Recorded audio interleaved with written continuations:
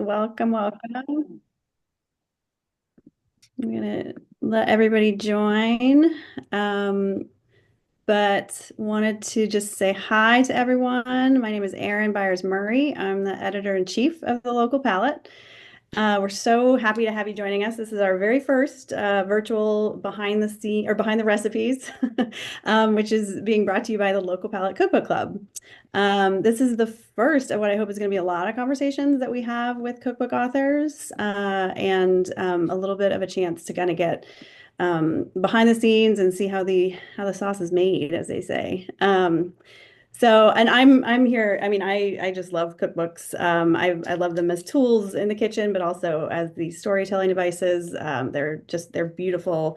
They're utilitarian art, really. And I love learning about how they get made. So I'm really glad y'all are joining us for this conversation. So feel free to say hi and tell us where you're from or where you're joining us from in the chat. And feel free to drop questions in there. We're going to get to some questions towards the end of the conversation. But yeah, I'm going to go ahead and get started. So I'm really excited to welcome our guests today, Chef Nina Compton and her co-author, Osayi Endolyn. Hi. Hey, Good to have you guys here. And we're here to talk about Kwéyòl Creole. I just like adore this book. I've gotten so excited kind of digging through it. But a little brief introduction of our guests today. So Nina Compton, who you might know from her time on Top Chef, among other things, she's the chef owner of the award-winning restaurants Compère Lapin and Babs and Nina's Creole Cottage, all in New Orleans. Born and raised in St. Lucia, Nina grew up with the flavors and beauty of the Caribbean. So at Compère Le Pen, her restaurant, she creates robust dishes that meld the flavors of her Caribbean upbringing and her love of French and Italian cuisine. And she's also, in 2018, she was a James Beard Award winner for Best Chef South. So this is her first cookbook, and it was published in April. And it really shares her journey from St. Lucia to Jamaica, Miami, and then to New Orleans. So hi, yes. Nina. Thanks for being here. Hello. Hi, everybody. And then Osayi Endolyn is a James Beard Award-winning writer, editor, producer who creates culturally informed narrative, visual, and experiential storytelling. Her work is widely featured across media and entertainment platforms, and she has co-authored the acclaimed cookbooks The Rise and Black Power Kitchen. Hey, Osayi. Everybody. Lots of Hi. South Carolina people Yeah, today. yeah. Yeah. Yes. Awesome. Thanks for being here, everybody. So welcome, guys. I don't know if a lot of you on the call know this, but we got to feature Nina in our summer issue, which just came out, about to come out actually, but she was our bookshelf and she shared some recipes. You can actually find a couple of her recipes on our website, which we'll drop in the chat. But we included her steamed snapper with pepper ginger sauce on the site. So definitely feel free to explore there, but I would also recommend picking up the book. Yeah, and so just a reminder to put your questions in there when you get a chance. Cool. All right. Well, let's jump into it. So, Osayi and Nina, I'm so curious. Just first of all, like, how did y'all meet, and kind of where did this conversation about the book actually begin? Osayi, you want to take the lead on this one? Because you tell it better than me. Yeah, I actually can't remember if I went to Nina's restaurant, Compère Le Pam, before this particular dinner that I had her like a special menu of her food. But the moment that it crystallized for me, like this should be a book of something. I had just started working on The Rise with Marcus. And that project started in late 2017. So I think it was like in 2018 when Nina was cooking at a big event and she had this menu that was different from what she cooks at Compère Le Pan, but it featured these really like just rich, flavorful, family style dishes. The cow heel soup, which there's a version of that recipe in the book. There was a coconut chicken pilau, a rice dish that was served in a cast iron skillet. There were other things that I can't remember right now, but the way that she broke down this menu was correlating the dish to the folklore or the mythology that was kind of connected to the folktales of her region. And I assume everybody here is probably in the South or, has connections to the South. I lived in the South for many years, and my mother's side of the family is from the region, and my father's side is from Nigeria. So I grew up understanding mythology and folklore, and was very interested, but hadn't had as much experience with the Caribbean side of that, right? Um, and how much these stories inform rituals, beliefs, values, and inform food, right? This was just an incredible meal. I was blown away. And I walked up to her afterward, and she likes to say, she gave me her card. And I was like, oh, how cute. Like, I did used to have a business card. Remember business cards? And I said, I'm not usually like a cold pitch type of person, but I was just so inspired. And I said, this was so beautiful. And if you'd ever like to talk about making a book, please call me, So it took a few years, but over the years, she and I have become friends and always hitting each other up. I live in New York now, and she had a pop-up here a couple of years ago, came through that. So anywhere Nina's at, I'm trying to be there, and vice versa. So in 2021, we had a conversation. She reached out and said, I think it's time for me to start working on this book. Like, we're in the pandemic, like there's tons of stuff that we're all dealing with, but just feels like the right time. So that's where we started off with this idea. And I was so excited. This was my first collaboration that was going to be with someone who is a friend of mine, someone who's known me for a few years, and whose food I'd had. And, I didn't have to like call people and say, what's this person like? What do you think if we work together? It was just like, Nina, yes. So I was so glad that she reached out to me and that it all worked out on the admin side. That's my version of the story. Yeah, no, it's beautiful. It really was a weird time, like Osayi said, during the pandemic. I think everybody had a point in their lives just to stop and slow down. And then I realized this is the first time, with the pandemic that we thought was going to be a month maybe, and then ended up being an extended period of time. So I just saw it as, if I'm going to do this book, I want to take my time with it. I want to be very thoughtful with it. And Osayi, I did a lot of work on it. And I think a lot of people don't understand the process of actually doing a cookbook. They think it's just 10 or 15 recipes and you snap a couple of shots and then you put it up. And there were times where I was, still running a restaurant, and I would be very tired from the night before. And she'd try to extract these stories. And I'm like, Osayi, I don't have it today. And she says, okay, we'll pick it up tomorrow. Because, she's trying to tell my story. And, this, as a chef, we keep it very straightforward. 2 sentences. Like, no, you can't have a 2-sentence line about the cow heel soup. There's more to it. So she was able to frame each recipe, the story and the narrative in a beautiful way. And, it took a long time, but I was very proud of working with her. And there's things that she'd say, no, you have to understand that once this goes to print, there is no editing, it's done. So we got to make sure we think about every single sentence, every single word that we put into this book. So I'm very proud of it. The photography that Cosimo and Brittany did, I thought was very beautiful. And it really, I wanted the book to be bright and vibrant and very Caribbean.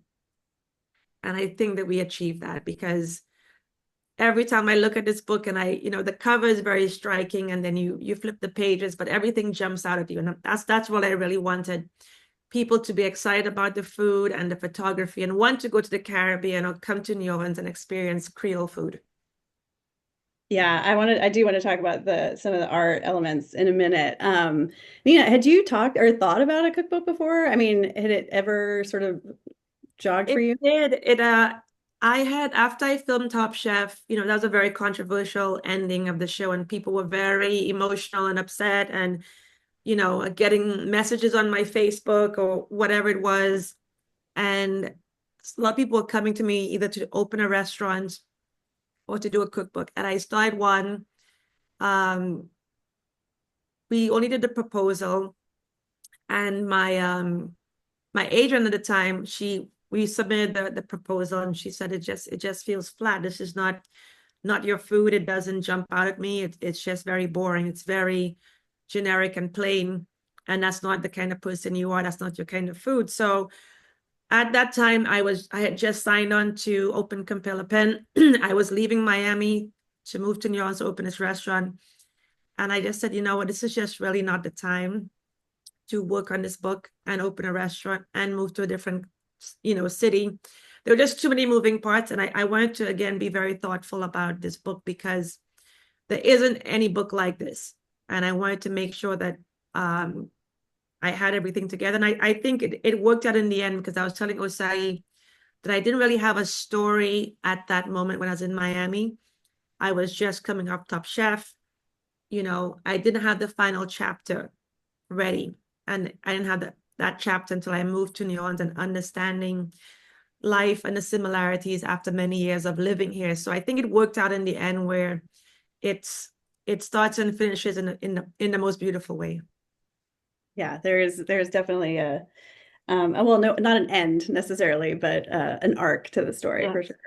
Let's just start with the title and talk about your reason for using both languages and really, how the two connect. Well, Osayi, when we were talking about the book, she's like, let's just jot some things down. And, it is not words or naming cocktails or anything like that is not my forte. And I don't remember which ones I chose, Osayi, from my list, but they were not as good as this. And she says, tell me about like the meaning of Creole in St. Lucian. I said, well, we pronounce it Kwéyòl and it's spelled differently. And she said, oh, it's so different from the Creole that we have here in New Orleans, the spelling and just all the things. But just showing how it starts off in the Caribbean, ending in New Orleans with, again, the similarity of Creole culture, but also the differences. And that's because of all the different influences, throughout the book. It's really documenting the different Creole cultures, cuisines, inspirations, all of the things. And just starting off in St. Lucia and ending in New Orleans. I think that's the hardest part of a book, right? Is coming up with the name. That's a long process usually. Well, let's talk a little bit about your working process, the way you two work together. And I was curious if you could share a little bit about, like, you're considered a collaborator, a co-author, collaborator. Talk about what that is for cookbooks and sort of what role you play in the creation of everything. Yeah, well, it's certainly different than what I expected because my work as a writer started off like I had no plans to ever work in, I didn't know that was really a thing. Like my focus was very much on my bylines and what I wanted to do. And I realized that as my storytelling interest expanded and I had more opportunities to really shape conversations and be in direct communication with editors who are the ones who are literally buying projects or hitting publish or sending stuff to print, I realized that collaboration could be one pillar of the many aspects of storytelling that I wanted to participate in. So in that one little branch, I thought, okay, well, what can I bring to these projects, right? What is my role here? And every project is different. There's many more on the cutting room floor than have hit the shelf. It's kind of like in TV development, like you spin your wheels sometimes and nothing really comes out of it. But I'm really proud that this book in particular, made it through such a long journey. My job is to it's a really personal relationship. I think people are surprised by that. You don't necessarily have to be best friends with your collaborator, but it helps if you like each other because you're spending a lot of time together and you're expected to create a level of shorthand and intimacy very quickly. And so if you have to do that when you're already on deadline, that can be another level of pressure. The other aspect of my job is to kind of no one really says this in the contract, but you are kind of project managing the book. As Nina had said earlier, right? Like chefs are great at a lot of things. Chefs are great at things that I'm not necessarily good at. You don't want me running the line when you come to Compère Lapin. And she does not want to be sitting in front of a screen, looking at outlines and story structure and all that, right? So the idea is that you hopefully get two people who understand each other, who have a rapport, a language, and from there you can emerge with a story. Now, the kind of cookbooks that I work on are, I call them narrative cookbooks. I think I made that up. No one has ever said that.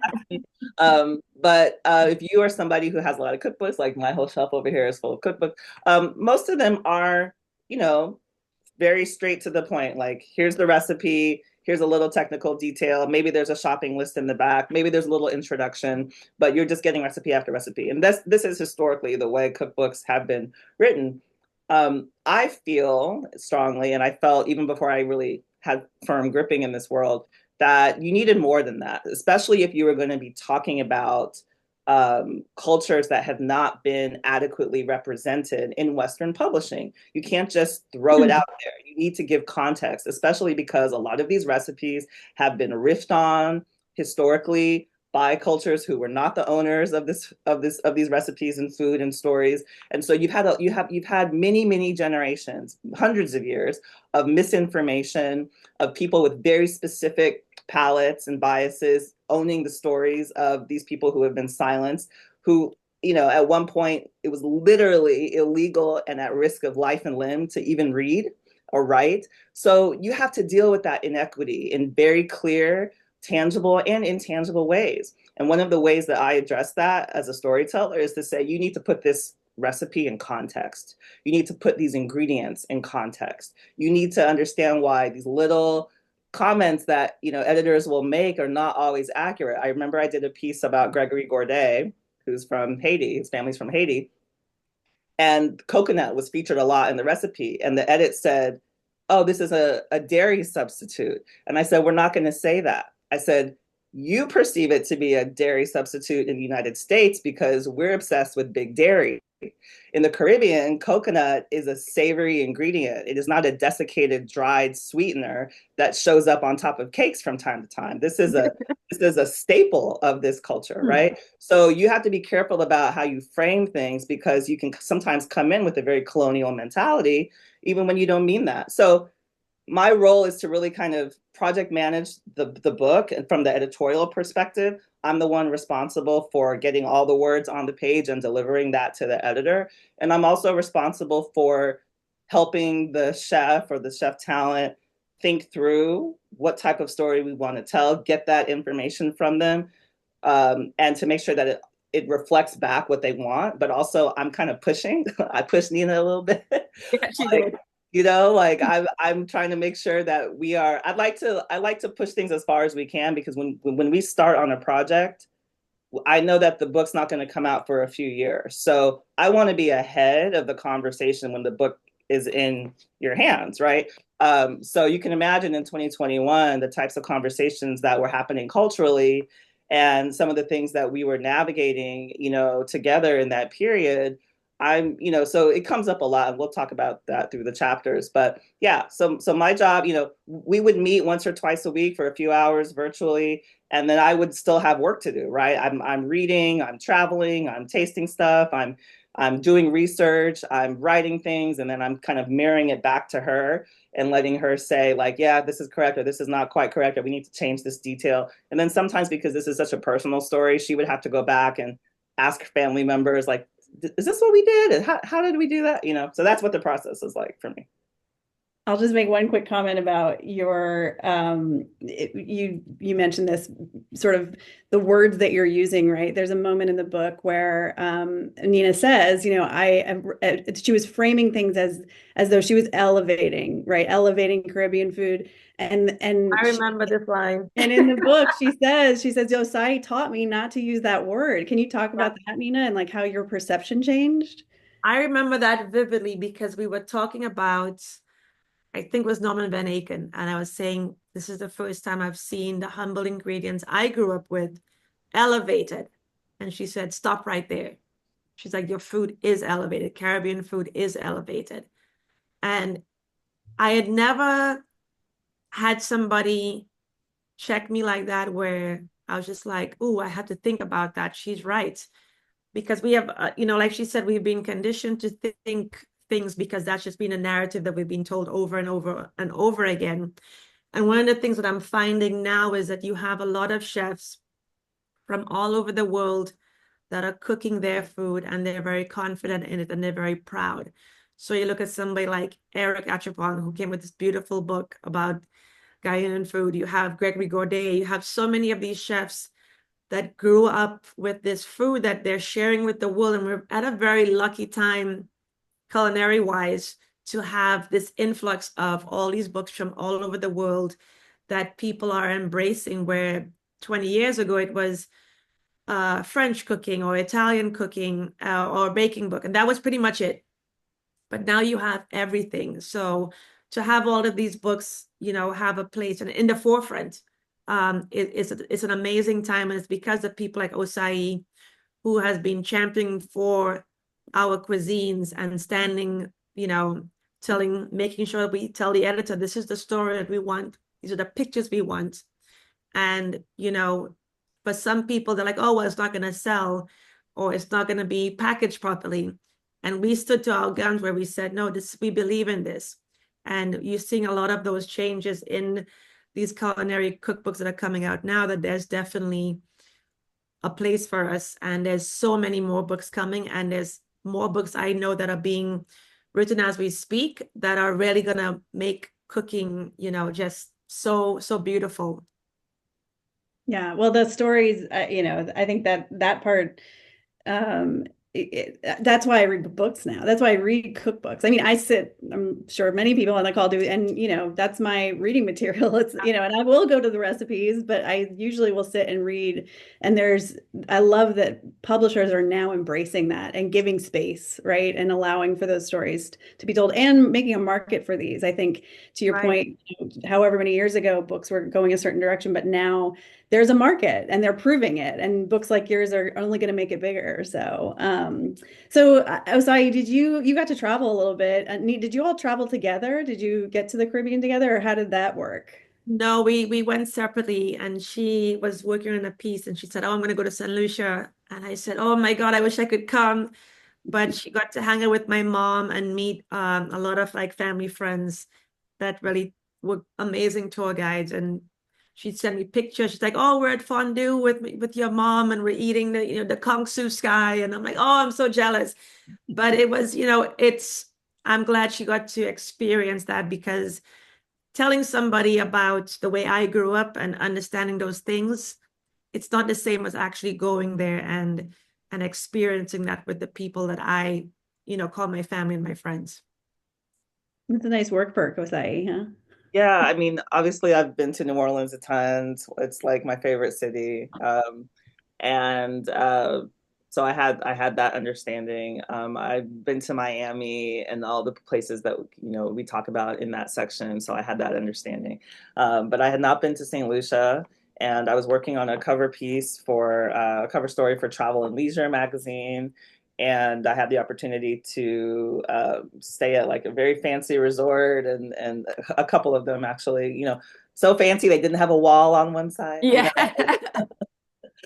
Seriously, it was amazing. But I got to go to the market in Soufriere, and as she said, Miss Janice came down and hung out with me and took me around a little bit, and so it was really great. It was just really great, and of course, you say like Compton in St. Lucia, and everybody like treats you. I mean, they're already gonna treat you really nice because that's just the spirit of the culture there, but you open a lot of doors when you start saying the Compton name. So I felt very welcome, and it was just beautiful. It's a very welcoming culture, and she talks about this in the book, like the small island culture, and like what that very neighborhood, like very friendly, very open, and also, but I'm also like I'm a respectful traveler, so I feel like it goes in both directions. But it was very important to have that through line and I live in Brooklyn, which for those of you who don't know, obviously Brooklyn has changed a lot over the years, but you have a huge diaspora of Caribbean people here going back, to, over, for many, many generations. And what we tried to also kind of acknowledge is the interplay of the Caribbean, the African people coming to the Caribbean.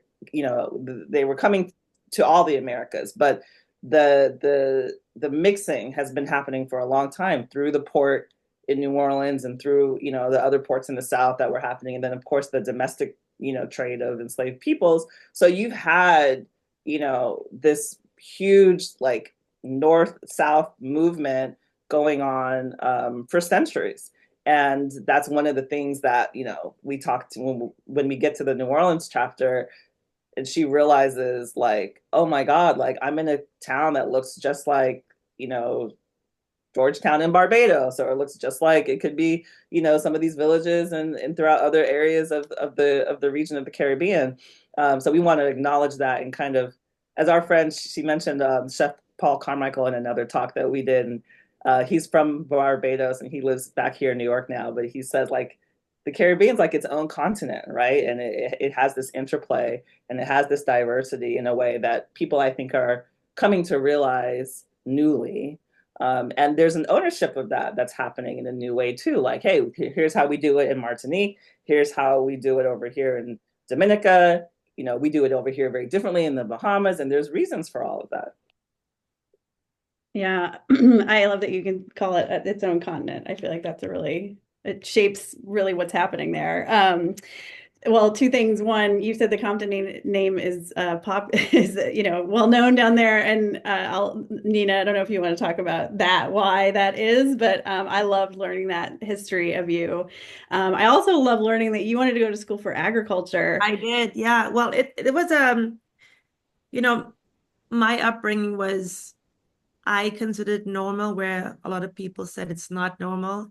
But my dad became the first prime minister of St. Lucia, leading us from independence from Britain in 1979. So it was a time where, when we became independent, my dad was considered the father of the nation, because we had gained independence. But he was also, somebody that believed in education for everybody on the island. Everybody should be, able to go to school and further their education. He also was a very humble person, but also loved farming and agriculture. We had a farm in the South, and in the 80s, bananas were our main, money maker.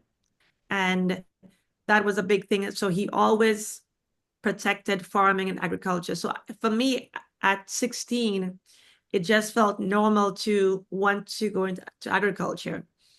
And it's because that's just what we did. Farm to table was not a trend. That's just how we lived. And I talk about it in the book, where you have a lot of people that have a mango tree. That's one thing to say. They say, if you ever buy a house in the Caribbean, my mom says, if you have space for a mango tree, plant a mango tree. So just things like that, where you always had citrus, a mango tree, or you'd grow yams or whatever it is. So you had some kind of access to fresh vegetables and fresh fruit. So that for me was a very instrumental part of my childhood. And I had looked at universities in England to study agriculture. And then I'm like, do I really want to do this? And then I didn't, but it just felt very natural. But my father, the name, of course, is still very, very powerful back home. And when we took Cosimo to St. Lucia, we were walking through Castries, and I'm just showing, this is the courthouse, this is the library, this is the church. And I grew up with it, so for me it feels like every day. And he said, he's like, stop. And I said, what's up? He's like, there's a statue of your father here, and we're not gonna talk about this. And I said, not really, but he's like that. Not many people have that.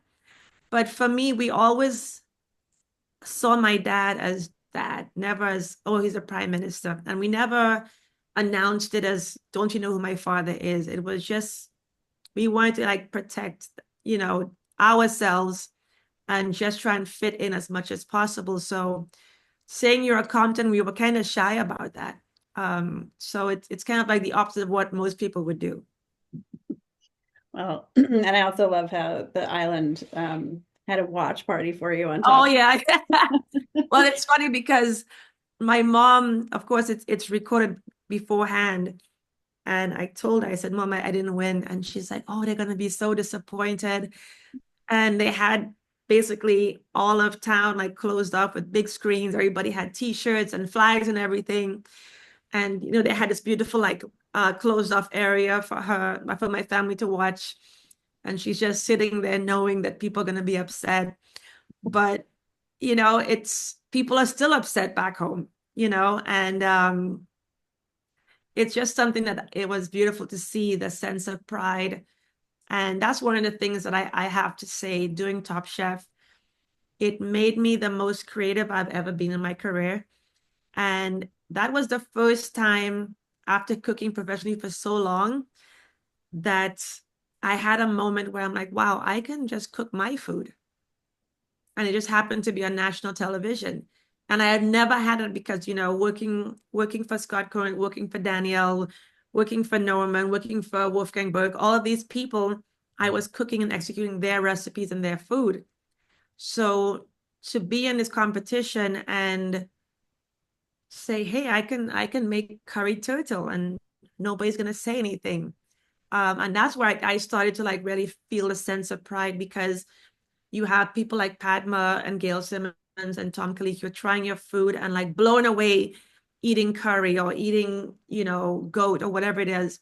So for me, I was just like, maybe I gotta keep going with this. So I'm pretty glad I did.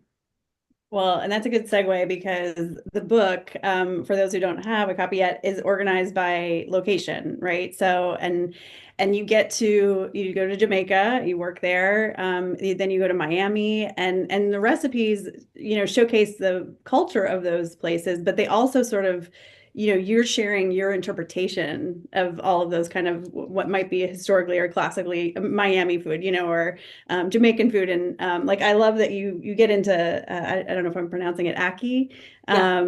and how it's such a Jamaican ingredient, but it's growing in your yard in St. Lucia and no one's doing anything with it. So yeah, talk a little bit about kind of that your interpretation of recipes and kind of how you took those maybe historically, classically placed dishes and made them your own. Well, I think for me, it was really about documenting Caribbean food, in a way that hasn't been done. All the cookbooks that my mom has, are Caribbean cookbooks, they're all paperback. There's no pictures. Like Osayi said, it used to just be ingredients, a recipe, and then that was it. There was no story of how these things came about. And we don't have documentation of those recipes because it just wasn't a thing. So having this packaged or presented in a very beautiful, vibrant, colorful way, I didn't want to do a twist on some of these recipes because they are just so traditional. Things like the green fig and saltfish, things like ackee and saltfish, things like the cow heel soup, those are exactly how we cook them. And I wanted to make sure we documented those recipes in its truest form. There are some recipes that, I was inspired by something. Say, for example, the Vietnamese shrimp sandwich, which is kind of like a banh mi, but not really a banh mi po' boy situation. But there are some recipes I said that I'm not going to touch it. They're just good as they are. And I want to make sure that we're documenting those so we have this on for many generations. Well, and the color, I wanted to ask because I don't think I saw, you have these amazing Oh, illustrations. Yeah. illustrations and artwork in here. Can you talk about that? I know you talked about the photography a little bit, but where did all the artwork come from? So my sister Fiona, who is a Caribbean historian, she also is incredibly talented and does beautiful art. And we were talking about the initial cover we thought was going to be, she had designed a label for a hot sauce I was working on. And she took this time and she hand painted everything. And I had told Jen, I said, is there any way that this could be the cover? And she's like, well, we're not really sure. It's still very early in the process. And I remember having them look at it. They said, wow, we need to find a way to incorporate this image. So I told them, she was so excited. And Jennifer came back and said, do you think she can do all the chapter openers? And I said, I'm pretty sure she can. So she was very excited to put her stamp on it and get credit and show her beautiful work. I mean, it I don't know. The cookbook we've said cookbooks are evolving, but I love that original artwork in there. I hope those are printed somewhere or Yeah. hanging somewhere publicly too. Well, the book, like I said, it's kind of that chronological journey for you. How do you want people to use it? Like, what's your ideal way of saying, like, okay, you want people to dig in? Is it back to front, or is it like let's dip in here and there? I think, you know, just like you said, some people just go through for the pictures and they get inspired that way. Um, but I think that there's so much work put into the text and the narrative. I suggest for people to read it. Just read the essays, read everything and then decide. And then you understand how to use the book, because things like the jerk chicken, it seems very straightforward, but you're making the jerk sauce from scratch. And it's not something you can just say, oh, dinner's in 2 hours, so I'm gonna get this going. It's not gonna work like that. So I think just really take your time and read the book and see what jumps out at you. Also see, I tell people, and Osayi did a very good job of pointing out where we can get ingredients. And I think I want people to also do when they get this book is pick something that you've never cooked before. Pick a flavor that you think, wow, I want to try this. I don't know, ginger and pepper sauce. I'll try it out. But think outside the box. Don't go to the traditional recipes that you've probably had before. Try something fun. Like Eric Achapong has this recipe for a Malva cake. And just the picture of it, I'm like, I want to try this recipe. And it's because of the image and the story of it, I think it appealed to me. Yeah. Osayi, do you have have you cooked these recipes? I know that a collaborator isn't always the recipe tester. But are there recipes in here that you just are drawn to? Yeah, of course. I mean, listen, I don't want to work on anything where I'm not myself engaged, right? Like I'm not really good at faking it. Really not. So, like, I mean, there's some recipes that we actually talked about and we decided to take out, or maybe there was like a little bit of overlap. So, we definitely tried to make sure that this was the best, like, sharpest representation of the stories that Nina wanted to tell. I can certainly say the passion fruit rum punch is a favorite of mine. I love, she's got the pompano with the pepper pot broth in quotations because it's not a traditional pepper pot. I'd like she's got the roasted snapper. I think you talked about that too. The cocoa bread. I mean, there's so many. I want to eat everything in this book. There's really not like like, oh, I don't really do that. No, I want all of it. So Yeah. yeah, I think the other interesting thing is that, if you're in a climate that is not, like a very warm Caribbean climate, you might feel drawn to certain dishes in the warmer weather, and you might feel drawn to other dishes in colder temperatures, right? For where we're based. But I think it is, important to remember, and we talk about this too. And I think the St. Lucia chapter, she talks about a lot of like the celebratory dishes that would come up around Christmas time. I'm from California, so Christmas has always been a sunny holiday for me um, until I moved to the East Coast. But, we try to contextualize that, right? Because in our minds, sometimes, even if we're not from a cold climate, we might think, all the Christmas movies are in, snowy environments and all that. And so just allowing yourself to kind of really be situated in place while you're exploring these dishes. And yeah, like people are having beef pepper pot when it's like 85 degrees and humid. Like that is actually very traditional. Same thing in India, right? They're going to be eating same thing in Sichuan province, right? So like a lot of cultures in the world, in these southern hemisphere places are enjoying, heat-based dishes that are gonna maybe surprise the palates of people who didn't grow up that way or had a more European or maybe like more of like a more mild palate offered to them. So yeah, I would say like hopefully play with it. And what I think you'll find too is that um, with the exception of maybe a few items, like these ingredients are not wildly different. Like, Yeah. you're gonna have onion, you're gonna have, some root vegetables, you're gonna have garlic, you're gonna have ginger. Like, it's not like, it's not that shocking. It's just more like the preparation or the way the flavors are layered, that make it what it is. So it shouldn't it Well, shouldn't feel it shouldn't feel too out of this world for anyone, I don't think.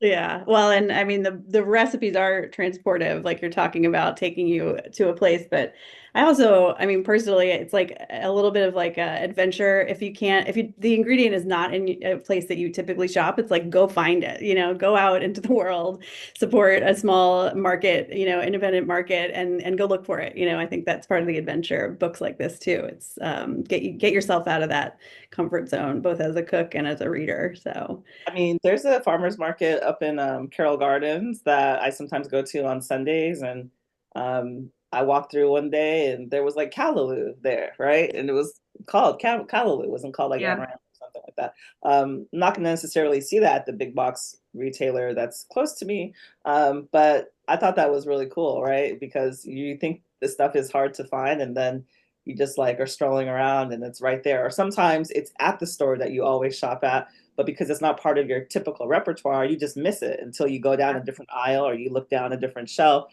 and then you realize they got like four different kinds of bananas over here, like all of a sudden, right? So, I think, yeah, it does make you a bit of an explorer and interested in trying different things. You don't have to do it all at once, right? You can kind of like do it at a pace that works for you. But we do want you to cook. We do want you to feel invited into this repertoire. And I know, like for me, over the years, my pantry has expanded to involve a lot of staples from cultures that I didn't grow up with, because as I ate these dishes in restaurants and went to people's homes and, got more familiar with them, it just was natural for me to want to make them on my own.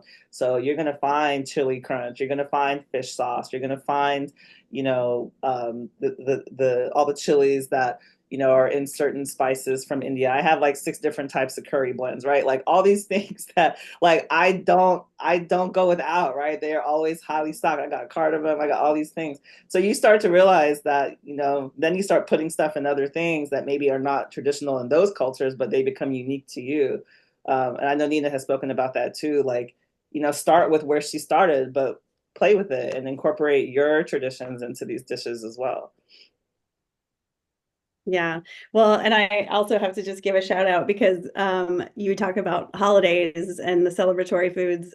Nina, several years ago, did a feature with us for a Caribbean Christmas. And I will say it's like that Mojo ham that was published was just, it's definitely one of the most popular. I'm just going to put it in the chat so you guys can see it. But one of our most popular like holiday dishes that just comes back around over and over again. Yeah, yeah, it's a good one, and it's not a typical recipe that you would find, but in the Latin, household, that is something that is definitely you're marinating that ham in the mojo and roasting it really nicely. I said it wrong, Mojo. Yeah, Awesome. Yeah, I mean, like I said, I feel like there's this transportive element of the whole book. I mean, I hope y'all out there are going to pick it up. Also, feel free to jump in with questions. We don't have too much time left, but happy to kind of hear what everyone else has to say and wants to ask our friends here. And again, just kind of a shout out to the local Palate Cookbook Club. We're, opening it up to members. This is the kind of conversation that we're having over there, and this is the kind of content that you're seeing. We are kind of like love to dive deep into the world of cookbooks and have these conversations so you guys can learn how these things are made.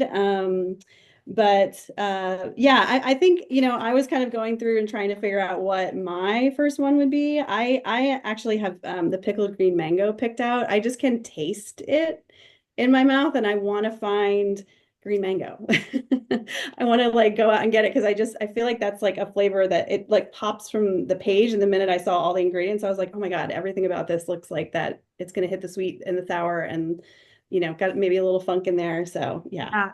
no, that's a fun one. Actually, I went to Ideal Market here in yours 2 weeks ago, and there's this woman peeling these little green mangoes, and then she's putting them in a Ziploc bag on ice. And I'm like, oh man, this is like something from my childhood. And I said, can I get a couple of bags? And I don't know if it was a husband or whoever it was. There was a guy next to her. And he says, ask her if she wants like the chili and the vinegar and the salt. And I'm like, yeah, I'll take all of it. And they were like so surprised. And I'm like, yeah, because that's how we eat back home. Is like it's pickled mango that we would have. You'd see them like, people would come and sell by the schools, either like beef patties or pickled mango or pickled golden apple. Everything is just served in a bag. And then we had ice lollies, which are basically like a frozen condensed milk that's frozen in a bag. So all of those things just like really, it brings back so much joy of like my childhood and being at school and running around and just being carefree. Nice. Yeah, I feel like that. I felt like we got a little glimpse of to your childhood through the stories that you're telling, and I also really appreciated that you go deep in the head notes. I know Osayi coaxed a lot of that out of you, but yeah.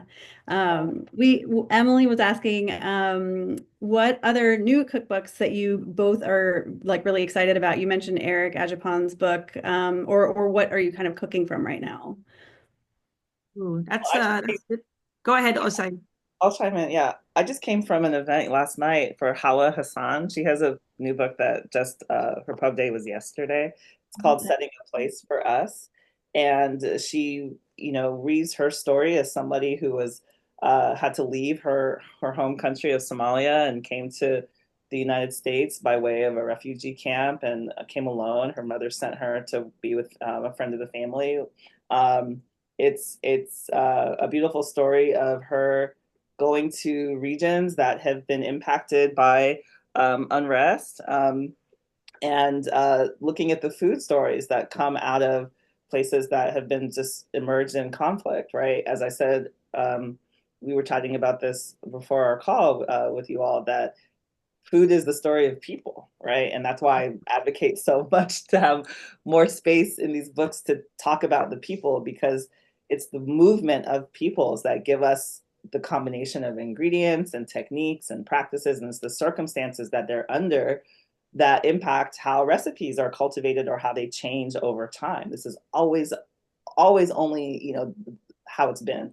And so this book that Howard just published, it's a follow-up to her in BB's Kitchen, which was another like great Beautiful book. exploration of different regions. And yeah, I'm really happy for her. And it's a complicated story to tell in Western or American culture. There's this like fixation on really making food this like entertaining, warm, like always welcoming, like happy thing. And the reality is that, that's not always the case. And that doesn't mean that we want to be, you know, triggered and traumatized when we're reading about food, but it does mean that we have to acknowledge that sometimes our food stories do come out of difficulty, right? I mean, the entire American narrative is rooted in that history. So she explores places like El Salvador, the Democratic Republic of Congo, Iraq, Yemen, and places that she couldn't get to. She worked with people locally to help bridge those stories and worked with a team of photographers around the world. So I'm just very excited for her and what that means for the expanded understanding of food storytelling. And the event that I went to had some of the dishes that were prepared, and they were fantastic. These dishes look amazing. They're just beautiful, flavorful foods that I really cannot wait to cook. There was like a banana cake, something. I mean, it was That sounds delicious. good. Yeah, I would highly recommend Setting a Place for Us.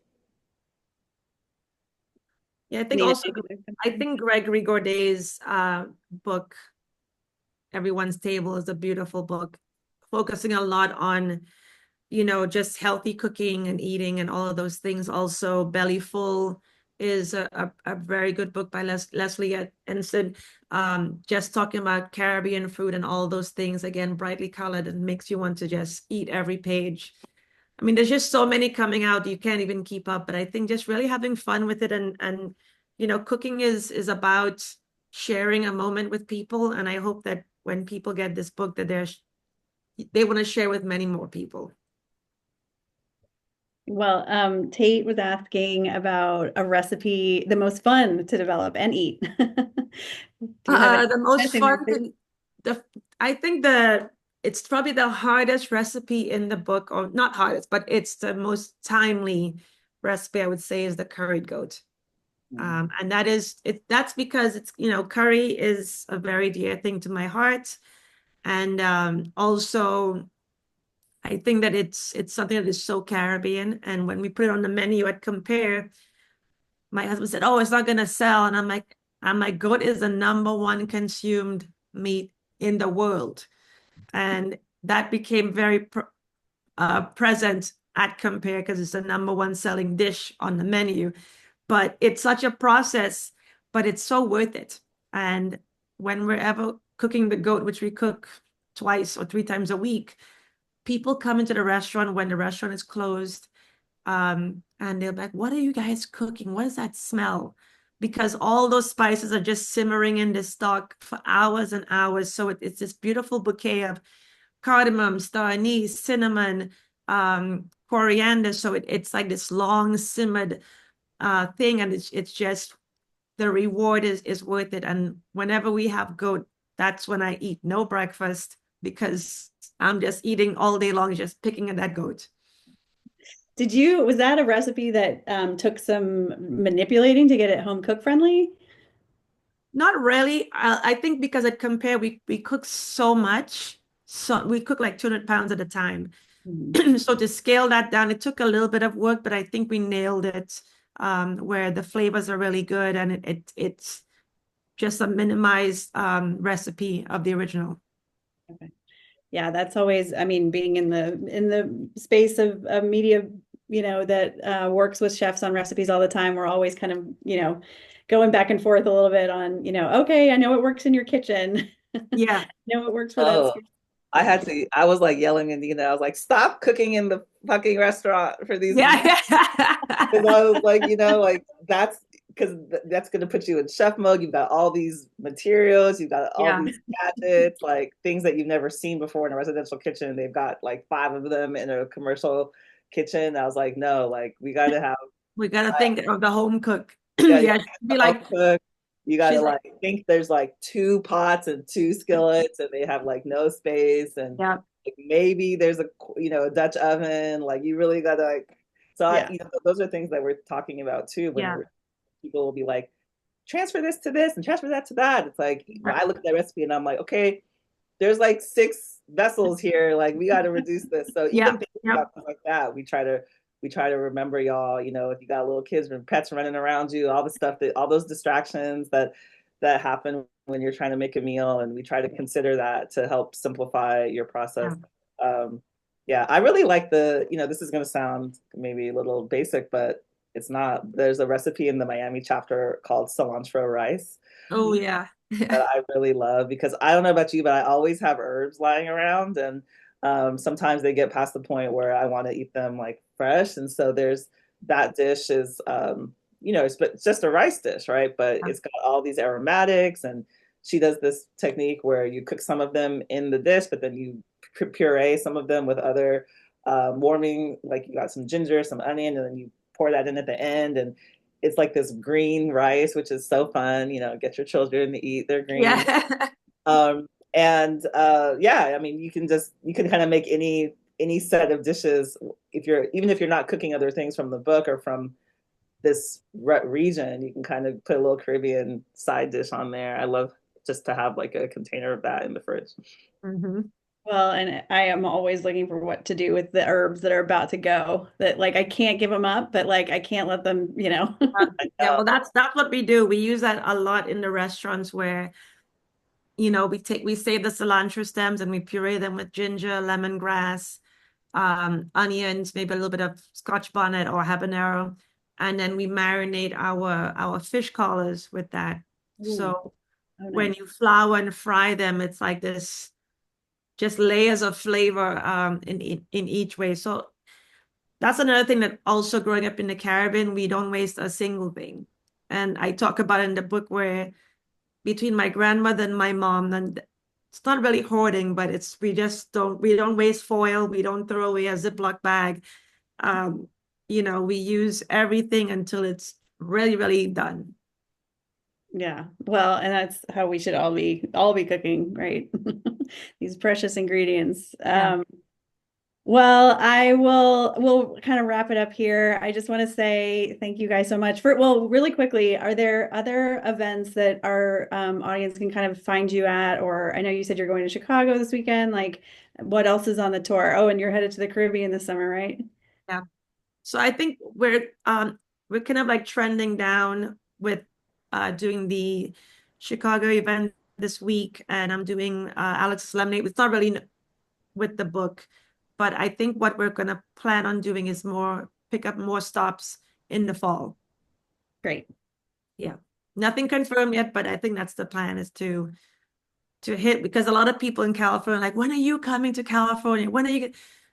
There's just so many places to go, so we're just trying to spread the love, but also not kill ourselves on this tour, but still have fun with it. So there should be some dates in the fall. We'll keep everybody posted.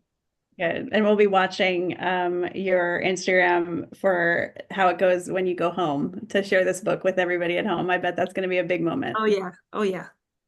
Good. Well, Osayi, Nina, thank you so, so much for your time and for sharing your stories with us. I hope the book sells millions of copies. I think it should. Thank you. And yeah, and we hope we can work together on other things in the future. So good luck on the tour. Thank you all for Yeah. joining us. Again, check out the local Palate Cookbook Club and we'll see y'all soon. Thank you. Thank you Bye-bye. guys. Bye.